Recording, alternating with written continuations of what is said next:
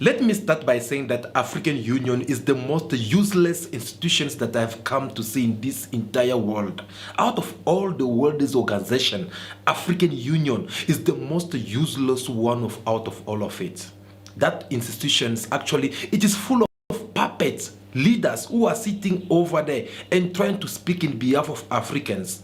These leaders, they seem not to be understanding the language or what Africans want all over around the world. Whatever Africans get to declare, whatever Africans want them to do, they don't do it. They are showing to us that they're the most useless leaders who are at the service of the Western, and they are there to protect the interests of the Western. I now understand why Ibrahim Traore and some of the Sahel leaders distance themselves from all this, because this institution is just something else. African leaders had a lot of topics to discuss. The conflict in Eastern Democratic Republic of Congo topped the agenda. We are all very, very concerned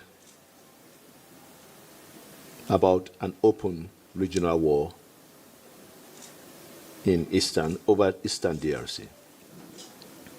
And this, we reiterated the need for caution and the need for M23 and its supporters to disarm and withdraw from the Goma airport and other occupied territories. Leaders called for humanitarian and trade routes to remain open and what some of them call uninvited countries supporting the M23 rebel group to leave the DRC. But DRC's president, who did not attend the summit, has previously said he will not talk to M23. Our production in a rural settlement, and that's where usually the conflicts are very, very acute. So it really affects us, because if we want to go to development, we need to have peace.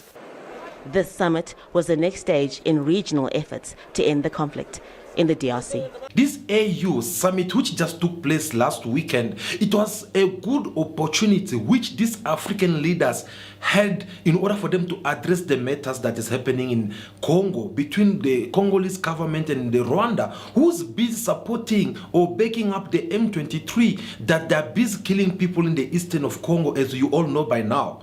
But they sit over there, they discuss the matters, they're touching it, and they're not finding the true solution. When Paul Kagame is sitting right there, when the Secretary General of the United Nations is sitting right there, and when all this Western, whether it is the European unions, whether it is the Americans, they have sent their delegates over there.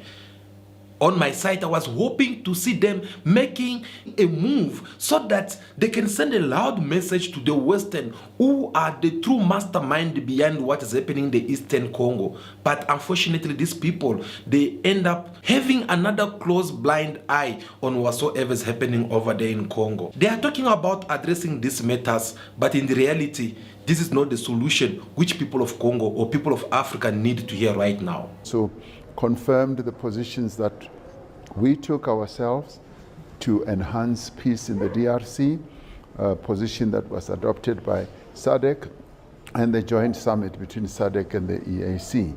So that having been adopted, we now look forward to a real concerted effort to have a ceasefire in the DRC, and to be able to get to a point where we can bring our soldiers back home as we consolidate the peace, as there are confidence-building measures that will now get underway more effectively. In the end, the decisions of the AU are binding on all of us, and the Peace and Security Commission, having met and taken the decision, and in the presence of the various heads of states as well, and the report is going to be tabled tomorrow, that in itself will be binding on really any country, because if any country does not abide, then it becomes an outlier for negativity. And I do believe that much as President Tshisekedi was in Munich attending another process that has to do with peace and all that, his representatives were here and they participated. So I do believe that the decisions of the AU in that regard will be binding, and we're looking forward to peace being engendered in the DRC. We want peace. We who have been toiling for years assisting the people of the DRC are going to be putting pressure on everyone more in a focused way to ensure that there is peace that is installed so that we also have.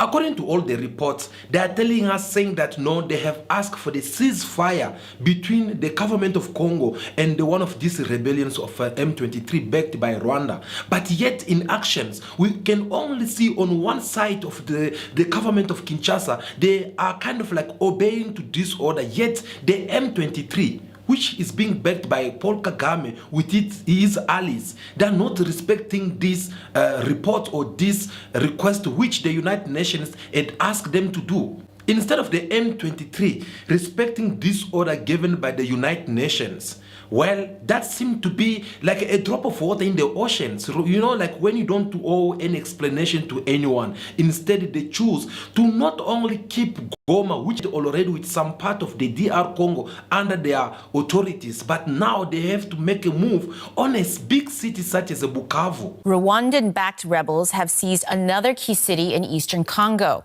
The regional governor has confirmed that Bukavu is in the hands of M23 fighters after government forces withdrew.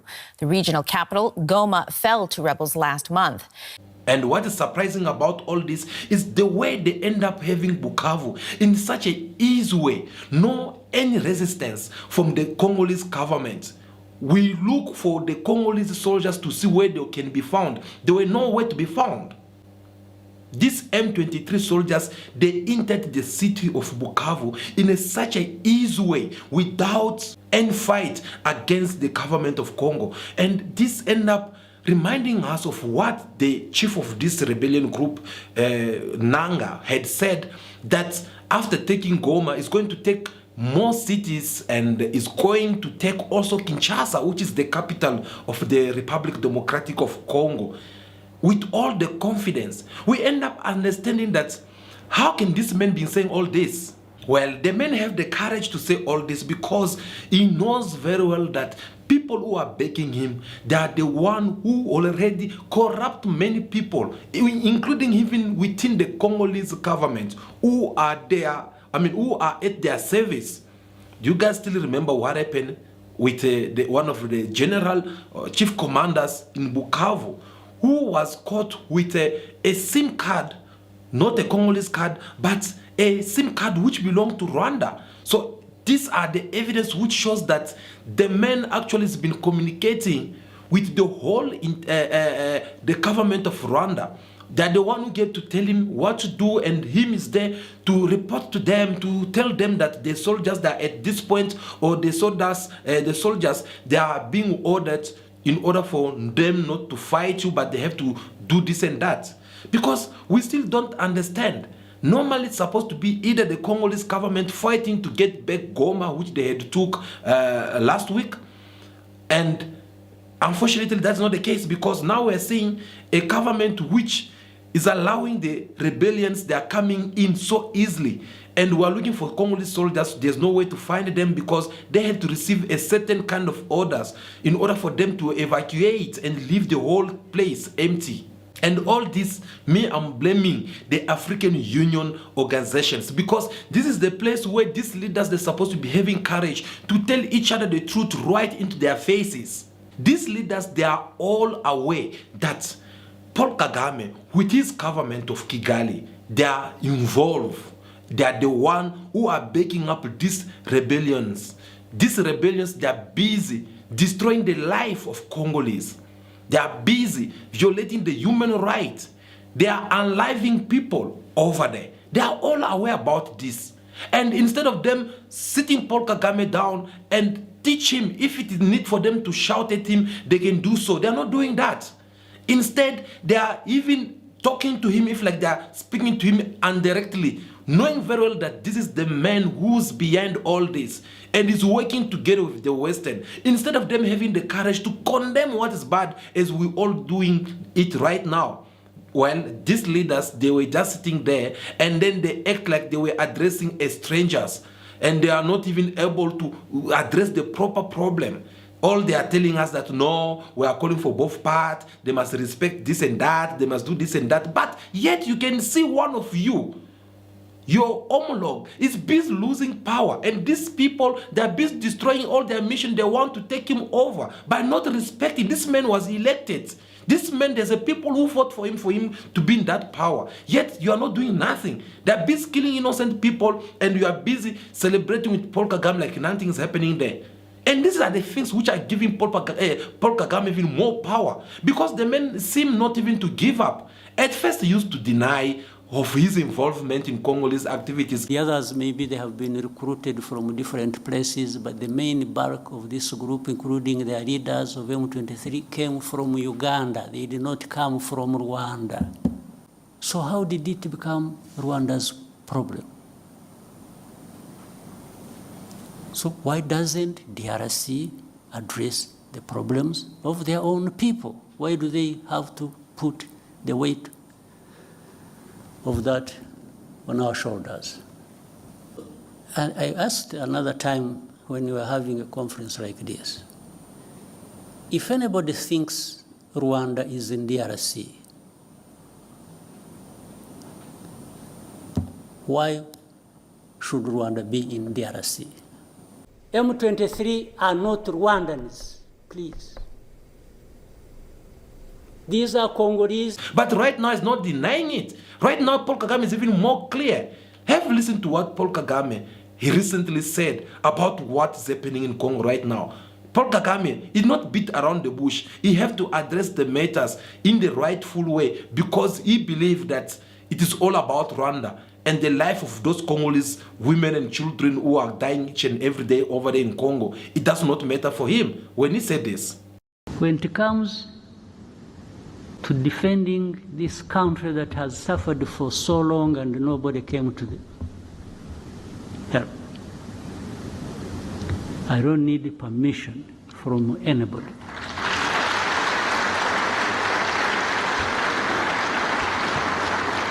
To do what we have to do to protect ourselves. I will say it in broad daylight. I have said it to those who matter in this problem. And that's what is going to happen. You go home, sleep, don't do anything. There will be nothing crossing these borders of this small country of ours. If anybody attempts,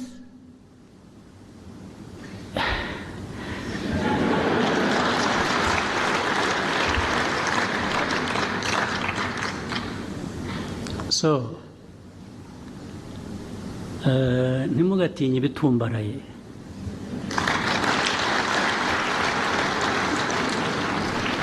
Sometimes birimo ubusa. Haba harimo umwuka. Umwuka, a balloon. A balloon, you need a needle. Just ibyari birimo ukayoberwaho bigiye. Ntimugatinye ibitumbaraye. After listening to him, do you see any kind of fear in this man? Do you see any things which shows that this man cares about the life of people that are being killed in the eastern of Congo? No. Do you see any kind of Pan-Africans in this man?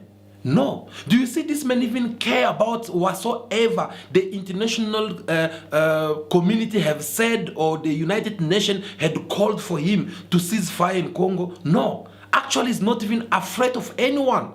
Instead, he's also advancing his reasons, saying that because of what we've been through, because of what Rwanda has been through, well, we are ready to do anything.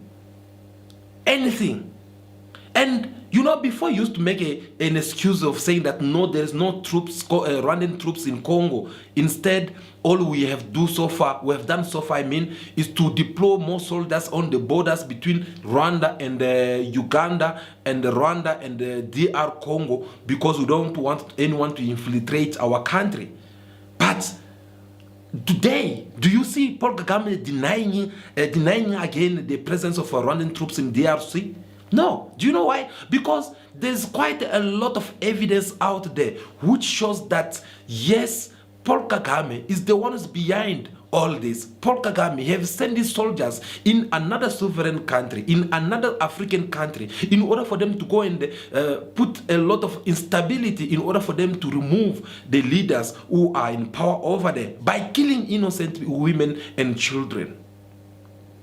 That is the man who's talking right here. That is not the man who's beating around the bush. It's kind of like telling the entire world, including even the Western, that it is either you guys, you protect me right now, or you have to sacrifice me by crucifying me and then accept the consequences. And the consequences which Paul Kagame is kind of like referring here is by exposing each and every Western country, whether it is in Europe, whether it is with Americans, who are behind all this, because Paul Kagame is not doing all this by himself. Look how tiny the size of Rwanda it is. That is just a battle of a David against Goliath. Yet David succeeded to put Goliath down. Do you know why? Because there were a very powerful man behind David. Look to the Bible history. David succeeded to win over Goliath. It is all because he was having a very powerful man behind him who had given him the go ahead and said that, my son, I am behind you. Do not fear anyone. Go ahead and you're going to win this person. And that's what is happening. These things, we should not see it in a very simple eye. We should all know that Paul Kagame with Rwanda army, they are not to the size enough in order for them to defeat the government of Kinshasa. Look how big DRC it is. Yet, they become like that beautiful woman who's useless. They are not even having enough army to defend themselves against all these rebellions. Why? Because they are not fighting with Rwanda, but they are fighting with the multiple nations which are behind all this. How many times do we have to talk about this? These things, as we are talking right now, even inside European countries' parliaments, they are now debating it, because there are those people who have the heart, who have the feeling, who can understand that innocent women, children, and men, they are being slaughtered out there. They are being destroyed out there. Therefore, we need at least to say something about this. But regardless of whatsoever is being said inside their parliament, whether it is in the AU parliament or in the American Senate, yet there is no actions, yet there's no one who has the courage to stop Rwanda. Why? Because they know very well that if we stop Rwanda with Paul Kagame today for not supporting this M23, because the truth is that these so-called M23 rebellions, they are not there on their own. These people, they have guns. Did you check their guns? They have the fighting weapons which represent a nation. How do they get it? Who sell it to them? Who are these companies? If it is not American companies, if it is not European companies, and in the world of a United Nations Charter, is it allowed for these all companies to be selling this kind of guns to the rebellion groups or to the terrorists? No. So obviously there is a government which is taking these guns in a legal ways and give it to these people. In the Europe, they've been saying it about it through their parliaments, saying that no, most of you guys are so hypocrites, because it is obvious that these people, they don't consider the life of Africans, they don't consider the life of people of Congo. But if it was about Ukraine, by this time, they'll have stand on the front line and put serious sanctions about Russia or any other nations that can try to attack the country which they are trying to defend. And on the other side, we are having a Hitler of Africa, Paul Kagame, who's committing all this kind of crime. And he continues seriously threatening even other nations, including all the neighboring nations, saying that whoever is going to try to get involved in my business with Congo, then they'll have to find me on their way. He did it with Ramaphosa, president of South Africa, for no reasons. He even went far by accusing South Africa, saying that if there are true people who are stealing or benefiting from the Congolese minerals, that should be the South Africa government, which does not have the proof. Because even if that is the case, I can tell you here that all the companies which are from South Africa that we are having over there in Congo, well, it was all being planned legally, approved by the Congolese government. And besides that, there is not South African soldiers who are in Congo and busy killing innocent men, women, and children over there. They are there as a peacekeepers. But is that the case with Rwanda? No. Rwanda, he leave his nations. Paul Kagame I'm referring to. He leave his nations. He go to another sovereign country and he start attacking them, giving them excuses, which does not even make sense. Remember when they asked him this question about why is he even being involved in Congolese matters? Listen to the answer of Paul Kagame. A government that actually has not been elected, be it the first time or the second time. And the only thing they do is to persecute people or cause more chaos or just take everything for such a big country and with all kinds of resources, human and otherwise, just for a small group of people. And they don't not only take everything by themselves, but they end up working against the rest, tens of millions of people. So why wouldn't, if anybody came up and questioned it, why would I have a problem with that? But it is different to say that I am part of it and supporting them to achieve that end goal. No, even if they would be right, like I'm saying, because of these questions that are raised all the time, I mean, it's none of my business to try and effect supporting them or do it for them to do the change that may be justified and they want to carry out. Here we are really mixing up things. For an entity, whichever it is in Congo, demanding its rights, first of all, of existence, secondly, of questioning those in power, how they are there or whether they should be there, and if they are there, doing the wrong things every day, theoretically and logically, I can understand what they are talking about. This is how Paul Kagame is trying to defend himself by, first of all, accusing the government of Kinshasa that they were not elected. No one elected these people. And he even went far by accusing again the same government, saying that no, they are busy persecuting people in this country. What proof does he have? By the way, if I may ask, what evidence does he have that prove that, okay, this so-called government of Felix Tshisekedi, he was not elected? Because come to think of it, if there is anyone who have rigged the elections between Tshisekedi and Kagame, who could be that? Isn't it is the one? Because Tshisekedi, we all know that, yeah, even when he was declared as the winner of the elections, he never came out with 100% of votes. He never came out with 92% of votes, which is not the case with Paul Kagame. Paul Kagame came out with about 98% of votes. Which country is that? Is Paul Kagame a Jesus that no one can challenge a Jesus or what? We all know what he's been doing to his opponents over there in Rwanda, isn't it? You really need to stop this superiority complex nonsense about human rights. You think you are the only ones who respect human rights, or others it's about violating human rights. No, we've fought for human rights and freedoms of our people much better and more than anyone, including you people who keep talking about this nonsense. Where we have taken our country from and where it is now speaks for itself. The rest of the stories just comes from this complex.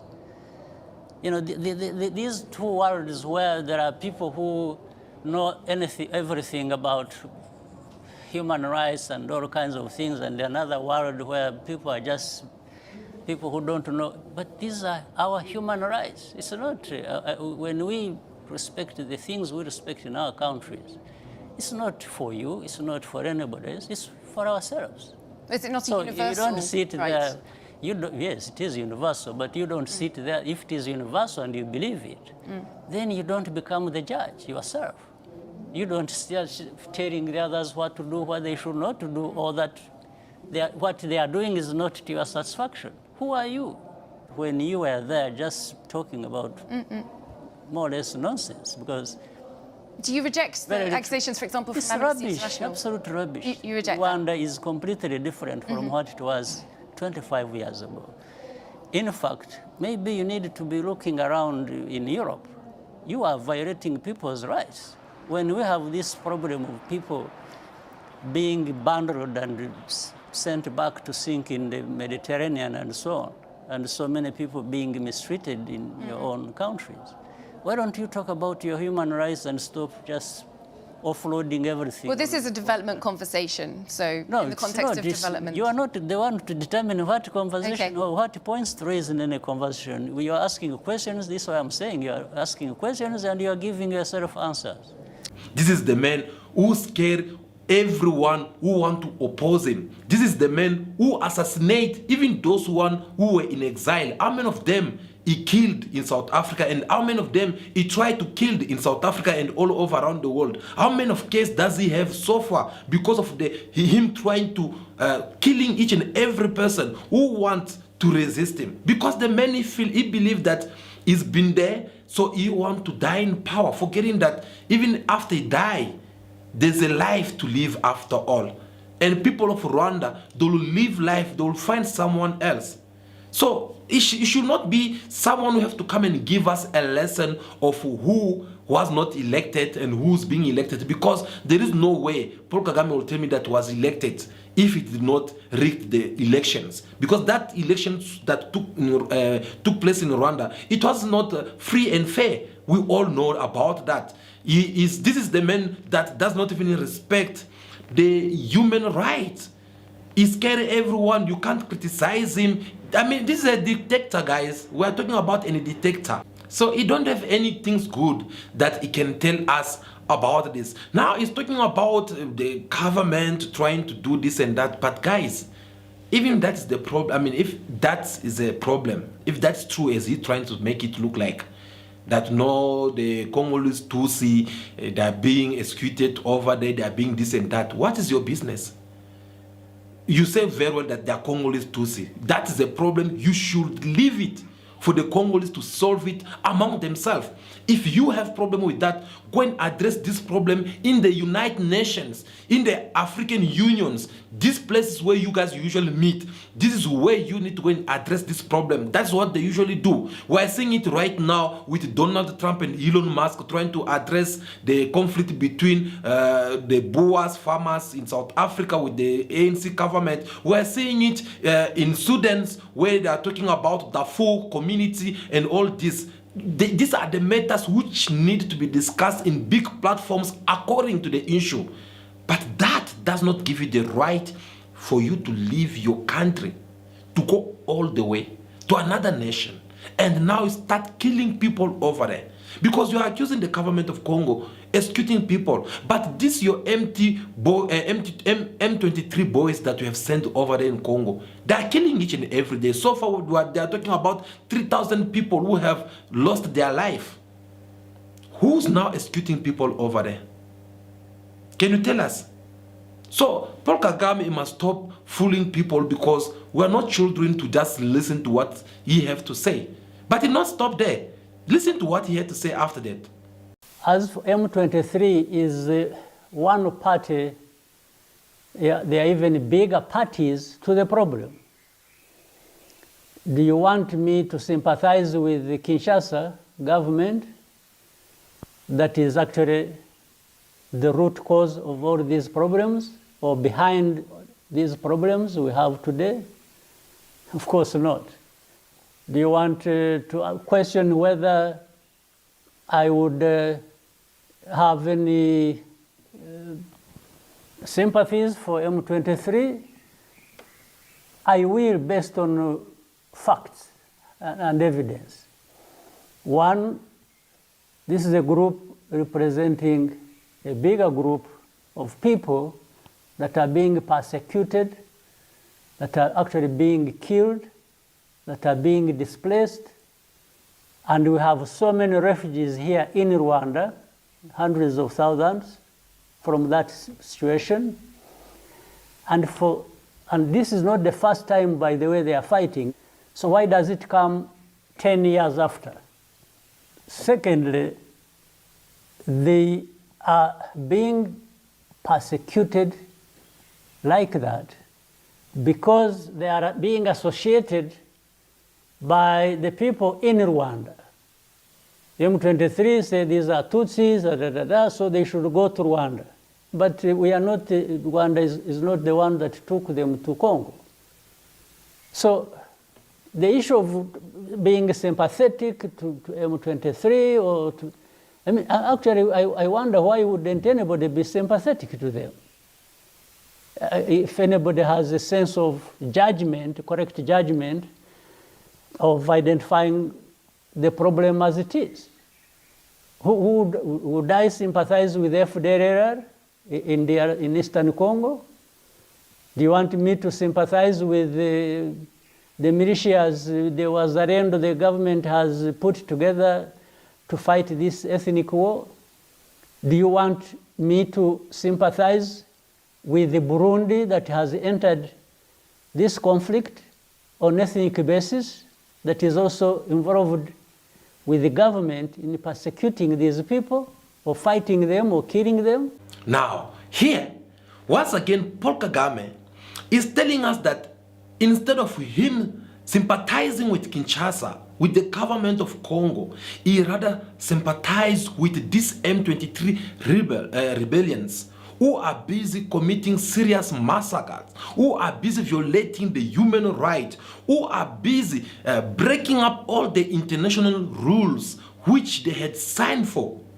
This is a leader of another country who's confessing to this kind of crime. So he kind of like supporting them, backing them up so that they can go and fight this government of Kinshasa. But we all know the reason behind all this. Paul Kagame is not doing this on his own. He's doing this because he's in a mission which they had a certain kind of agreement between him and the Western who are using him in order for them to continue looting the mineral of Congo. That is the naked truth. And that is the reason why they are so quiet in all this. They're not talking anything about it. Donald Trump being asked in an open sky in front of everyone, the entire world listening to him, after he had comment about what is happening in Israel, Gaza, Pakistan, after commenting what is happening in Ukraine and Russia. But now when it comes to the problem of Congolese, they are asking him by the journalist, Mr. President, what do you think about what is happening in DRC right now? We need to also have your opinion. Donald Trump, he failed by giving the answer which people, they were not even expecting for it to come from his mouth. Please, go ahead. Thank you, Mr. President. The situation in the Democratic Republic of the Congo is getting worse, even though President John Lorenzo has been mediating the conflict between Rwanda and the Democratic Republic of the Congo because he wants to bring peace and stability. The situation is really bad right now. I want to hear from Ms. President if you have any plan in the future to bring peace in the Democratic Republic of the Congo. Well, you're asking me a question about Rwanda, and it is a very serious problem. I agree, but I don't think it's appropriate right now to talk about it, but it is a very serious problem. The many fail to give the proper answer. Instead, he chose to tell us that no, this is not a priority. Yes, the priority for him, it was for people of Ukraine. The priority for him, it was for people of Israel, and not for us, Africans. not for people of Congo. That's the message which Donald Trump was doing, saying there. Why is he doing that? Because they know very well that the moment peace will reign between Congo and Rwanda, they will have a lot to lose. Look who the people who are next to Donald Trump. Elon Musk. Who's Elon Musk? This is a man who had donated more than 122 million US dollar. Calculate it in your local currency and tell me how much is it. Isn't it? It's billions and billions of money. He donated to Donald Trump campaign so that he can become the president of America. And this man, when he's doing this, obviously needs something in return because he's a businessman. Businessmen, they don't give something for free. They give you something in exchange of something else that will benefit them. Something that they will have to take to have some profit. And Elon Musk is the owner of Tesla. Tesla is electrical cars. These vehicles, they can't run without the Congolese products because it need batteries. It need different things inside. And it is only Congolese minerals that's there as a solution to all this. Now, just because of that, these people, they will never gonna allow peace to reign in Congo. These people, they will never gonna want to see Rwanda staying away from Congo because Rwanda at the same time is there to benefit from this. It's there to make sure that at the end of the day, they'll end up declaring a part of the eastern of Congo to be their soil. They want to steal the land from Congo because if you are in your country and every time your eyes is always over by the other side of your neighbors and saying that that neighbor, he was busy beating the wife last night. That neighbor is busy doing this and that. That neighbor abuses his children. When you keep on trying to putting your nose where it does not belong, it is because at the end of the day, you'll find yourself to your neighbor's place, fighting your neighbor. And when you are being asked a question, what are you doing over there? You'll be like, nah, I'm here because I thought maybe, I'm here because I want to defend this woman. I'm here because of that. No one invites you. No one invites you. Okay? Leave whatever it is happening in Congo. If it is that the case, let it be solved between Congolese. You're no one. Why? And if that's even the case, why other nations such as this neighboring Zambia, Tanzania, Burundi, they are not involved in this? Why them? They're not saying anything. You are the only one who's having something to say. Of course, because you are in the mission. Now, guys, in this so-called African Union that they participate, they had to ask a question. Because as we know now, the African Union, they are now having a new chairman or chairperson, whatever. And no one else is the João Lourenço, the president of Angola. And this is the man who's been the mediators between these two countries. Is the one who's been leading this peace talk between the Congolese government and the Rwandan government for some time. So now that he has become the African chairperson, obviously he could not take it anymore. So he asked if they can replace him with someone else because he was also being signed by the African Union. So he asked that if they can replace these things, if they can replace him with someone else. And looking at how things are sitting on the table right now, there's a possibility that there will be no one else to replace him if it is not one of the Congolese neighboring country. And looking among all the 9 countries which are borders with Congo, of course they are seeing Congo Brazzaville, and according to them, they say that President Sassou is the rightful man to play this middleman role, because they say that he have a good relationship with both presidents, whether it's President Felix Tshisekedi or whether it's the President of Rwanda, Paul Kagame. So they say that him should be the middleman from all this. But there's an interview which President Sassou Nguesso of Congo Brazzaville had given, which end up raising up a lot of doubt from the Congolese side, because now Congolese from Kinshasa, they don't want him to be the middleman from all this, because they could see him already that is not the right person, regardless of what these other leaders, they are singing him. This man, first of all, he recently signed a contract, should I say a deal, a proper word to say, which he had to give a land in Congo Brazzaville. He gave it to Rwanda government. Paul Kagame was in Rwanda recently. They signed that contract whereby he gave them a land that the Rwandans, they should go and cultivate there. They should go and make farms over there. And that does not sit okay because remember they are both neighbors. And right now the relationship between Congo and Rwanda, it does not sit okay. So if you have to have a friendship with Rwanda, you have to mind. It is either you are a friend with Rwanda and leave Congo, or you are a friend with Congo and leave Rwanda out, because it does not sit okay. And the fact that Congo Brazzaville, that this closer to Congo Kinshasa, it is on the river, the Congolese river, the Congo River, I mean to say, the Congo River that separated them. So this, it is one of the fear which the Congolese government, they don't feel comfortable to have such kind of a mediator who can come and intervene in the conflict between them and Rwanda. Now, they had to ask President Sassou Nguesso on how he sees everything, because they had even to ask him about whether, if he's the leader who have to take these matters, how will he handle it? Is he ready to sanction Rwanda? And have listened to what was his answer. Do you think that other heads of state, maybe you, for example, could be mediators in this crisis between Felix Tshisekedi, the president of the Democratic Republic of Congo, and Paul Kagame? The president of Rwanda, yes, I'm sure there will be other African heads of state, incidentally, including... You can act as a mediator in this crisis, potentially.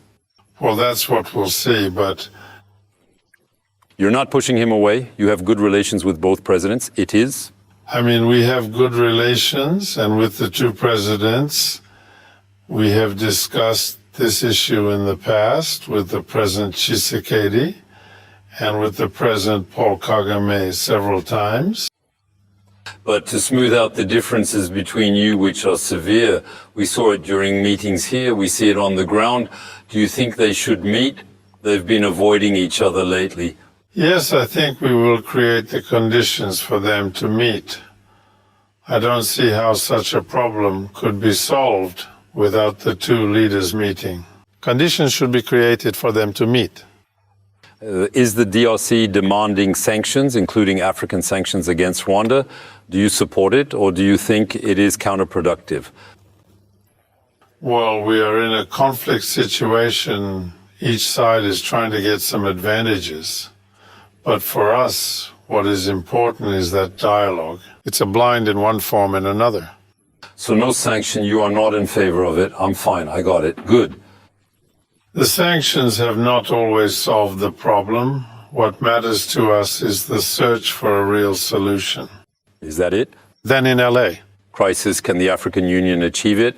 Because it is true that there is this crisis. There are many others on the continent. It seems that the African Union's mediations are struggling to function, that even the African Union as an institution is struggling to exist to resolve conflicts on its continent.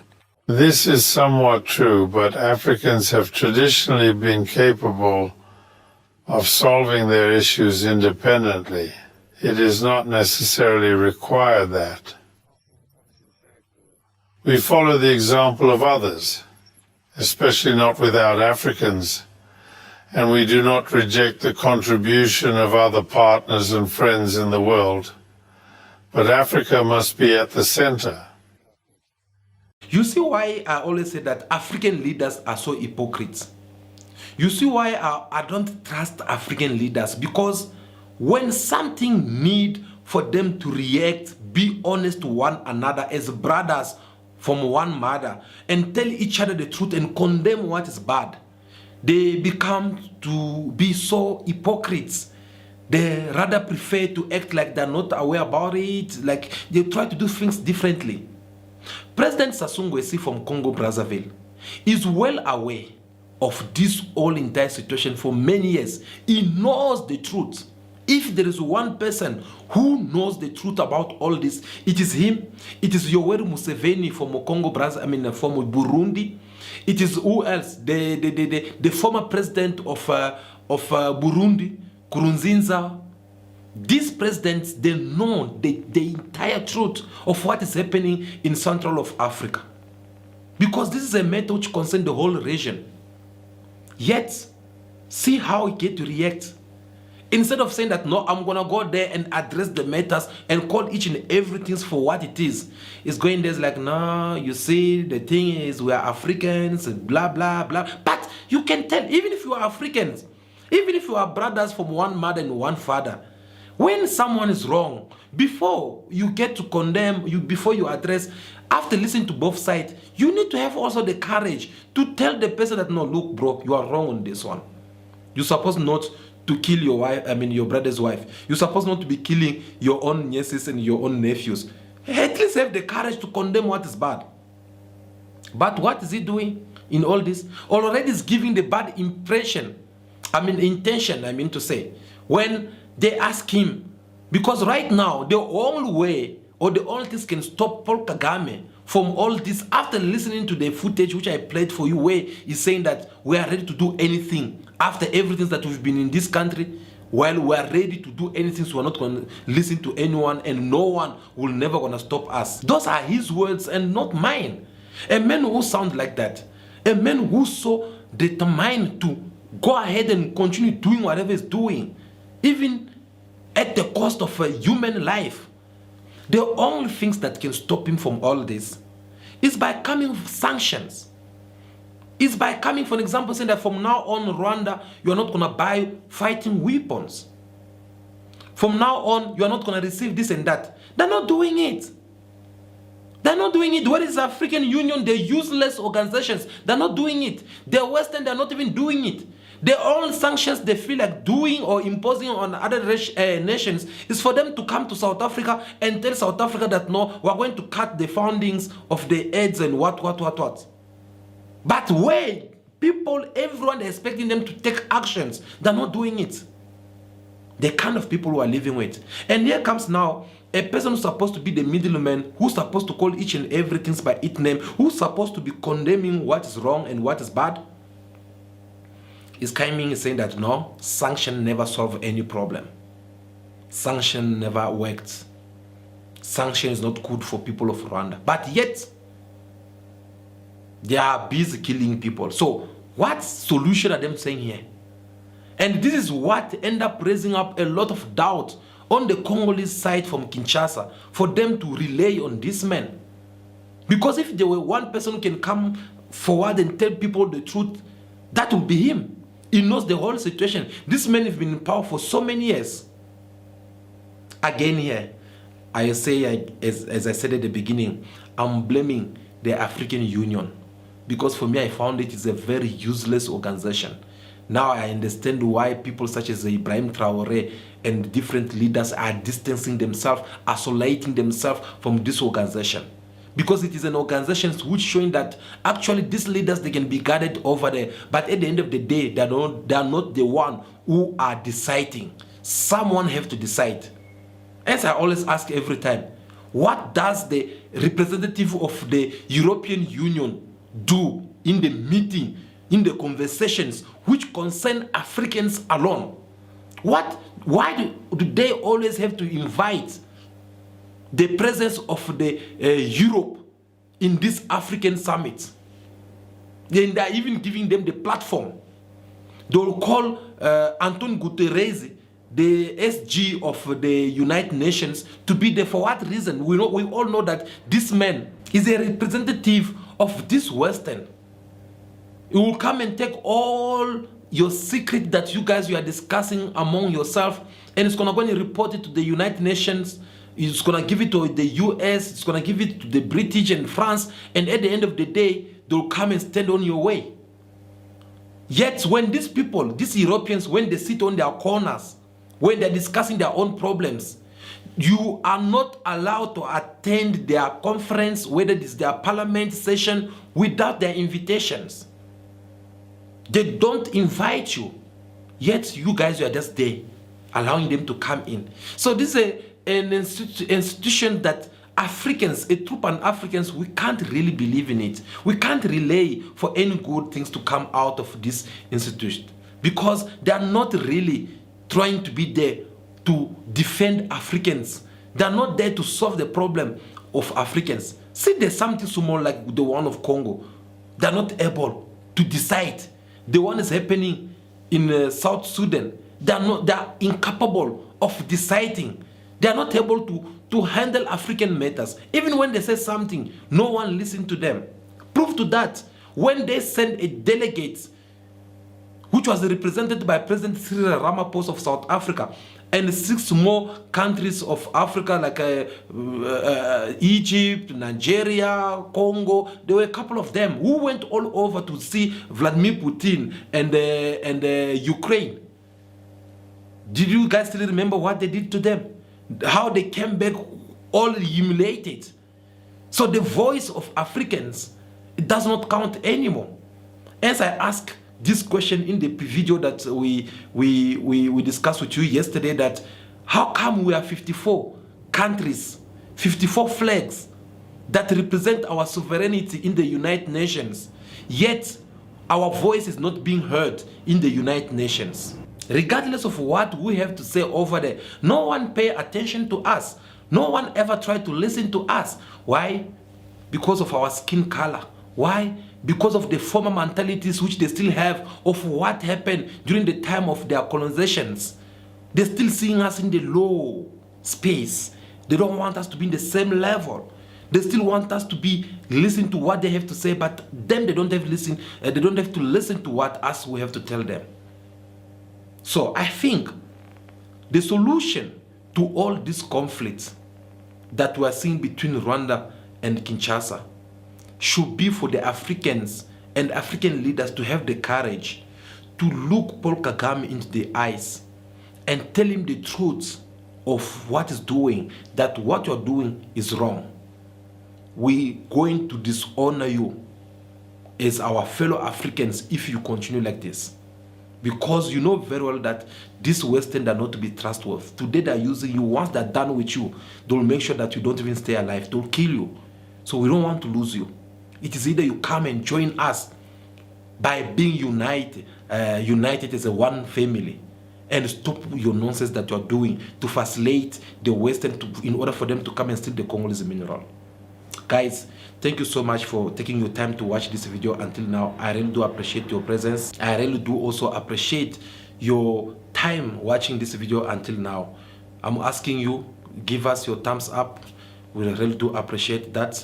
It is a way of you also encouraging us in order for us to continue doing what we are doing for you on the daily basis. Please also don't forget to show your opinion with us in the comment section. Tell us what you think about what Paul Kagame is doing and what the African Union is failing to do as an institution that is supposed to be there for Africans. So I believe that will be all for now. I'm looking forward to see you again in our next video. But for now, continue to be yourself, be good, be kind, have respect for everyone in order for you to be respected. May God bless you all. I'll see you again very soon. Ciao, ciao.